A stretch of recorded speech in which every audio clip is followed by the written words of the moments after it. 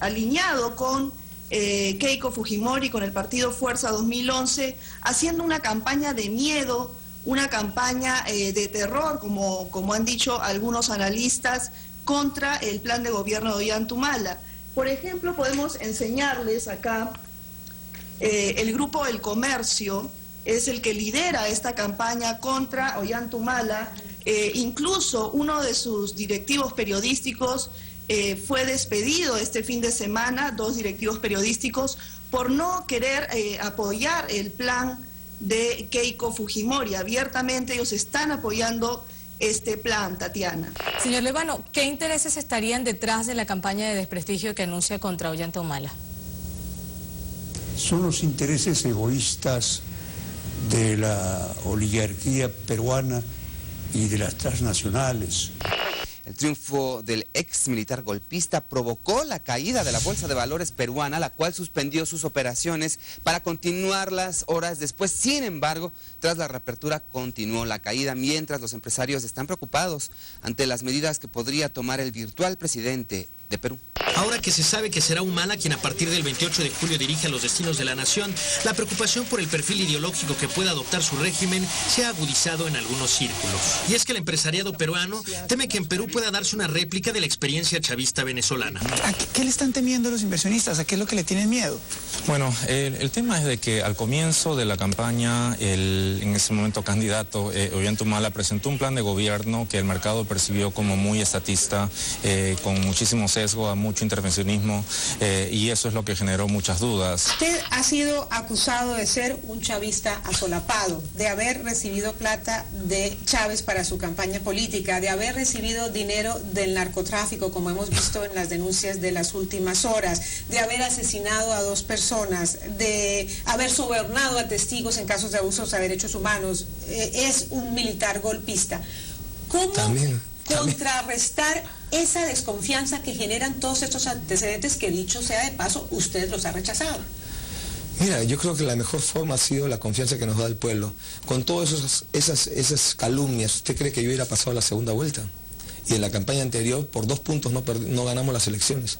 Entonces, es una muestra de que el pueblo no le cree todas esas calumnias que las inventan justamente los que no quieren que el Perú cambie, los que quieren que el Perú siga manteniendo una línea de exclusión, donde los pobres se mantengan pobres y que el Perú viva fundamentalmente la renta minera. Si Humala hace un giro radical, va a enfrentar una coalición opositor bastante fuerte. Además de un gran sector del electorado, Humala se entendería con varios actores de peso.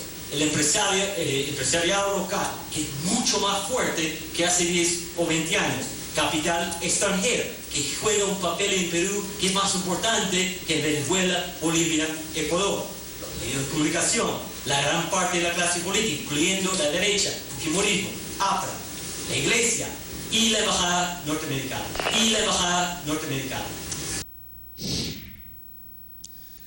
Me voy a permitir una digresión, aunque quizás no lo sea tanto, porque hace a lo que estamos hablando de esa injerencia.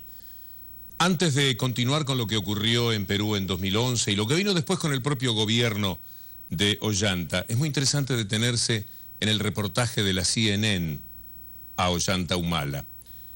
Les pido que presten atención, lo vamos a ver nuevamente, a 2 aspectos. Uno es la catarata de información negativa abrumadora para el entrevistado, que ya no podrá apartarse de lo que la periodista le ha dicho. Técnicamente, cualquier periodista sabe que no es así que se construye un reportaje. Un cúmulo de acusaciones en las cuales ni siquiera el entrevistado puede ir destruyendo una por una si es que puede. Se la dan todas juntas para que el entrevistado no sepa ni por dónde empezar. Pero además, ustedes se imaginan un periodista de América Central, América del Sur, que tenga la oportunidad de hablar con el presidente de los Estados Unidos y le diga: ustedes que tienen el ejército más asesino del mundo, ustedes que viven robándose el mundo, de eso los acusan, ustedes que han matado civiles en cualquier parte del mundo, ustedes que van por el petróleo. ¿A usted le parece que es manera de encarar un reportaje, aunque cada una de estas cosas eventualmente pudieran ser ciertas?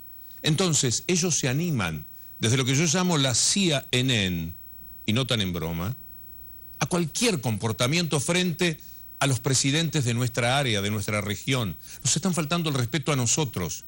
Eso también tiene que ver con un sentido soberano, con algo que se refiere a la dignidad de nuestros pueblos. No deberíamos someternos, no debería ser tolerable lo que periodísticamente contiene esa nota, y sin embargo lo es. Con esta advertencia los invito a escuchar nuevamente ese reportaje.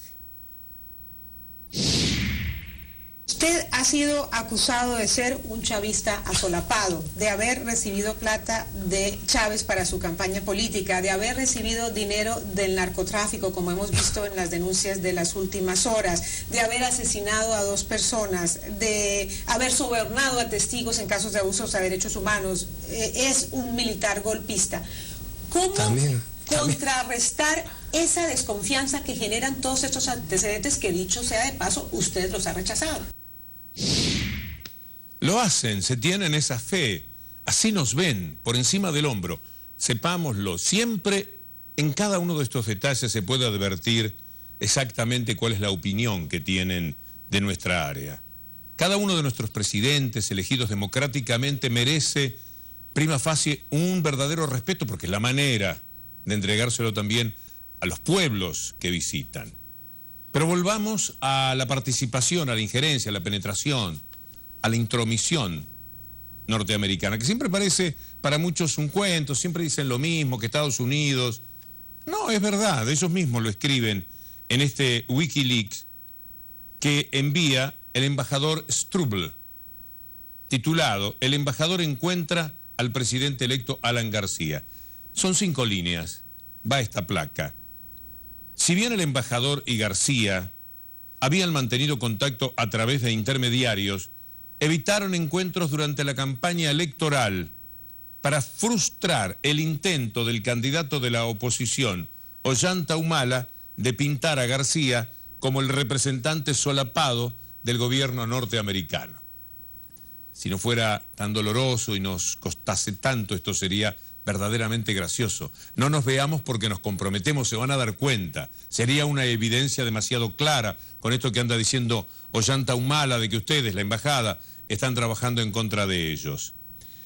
Pero lo que han conseguido, se sostiene por lo menos por un sector progresista del Perú, es que los gobiernos cedan frente a tantas presiones. Bueno, si el gobierno francés recientemente pega el golpe de timón que ha dado, porque desde Bruselas le fueron diciendo cómo tenía que hacer las cosas, obedeció, y así le ha ido al socialismo en Francia, seguramente es muy difícil, sin una gran confrontación para los presidentes de los lugares progresistas de nuestra América Latina, confrontar con la élite dominante. Entonces, el embajador Lynch nos cuenta ahora algún cambio que lamentablemente sobre la marcha se produjo con el gobierno de Ollanta. En la época de la dictadura de Fujimori y Montesinos, el uso de los medios de comunicación fue desembosado. Fujimori y Montesinos compraron la línea editorial de los medios. Hay pruebas directas de esto, hay bastante video grabado sobre cómo entregaban los fajos de dólares a los dueños de los medios de comunicación, ¿no?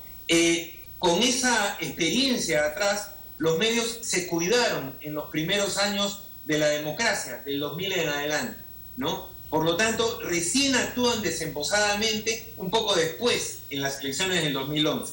Sin embargo, esto no quiere decir que no hayan tenido influencia antes.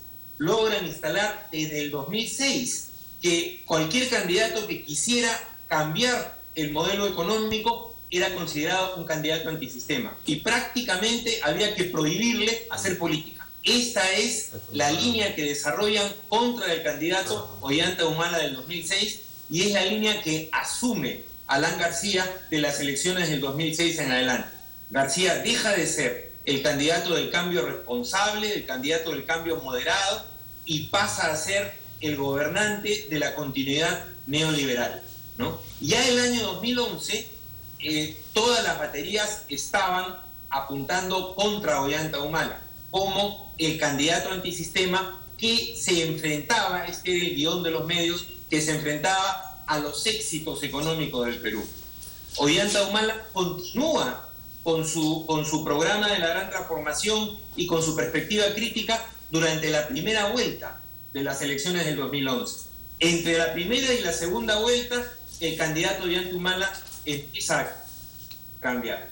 Diría yo que empieza a ceder frente a los poderes fácticos, tanto nacionales como internacionales, y empieza a ceder frente al asedio de los medios de comunicación.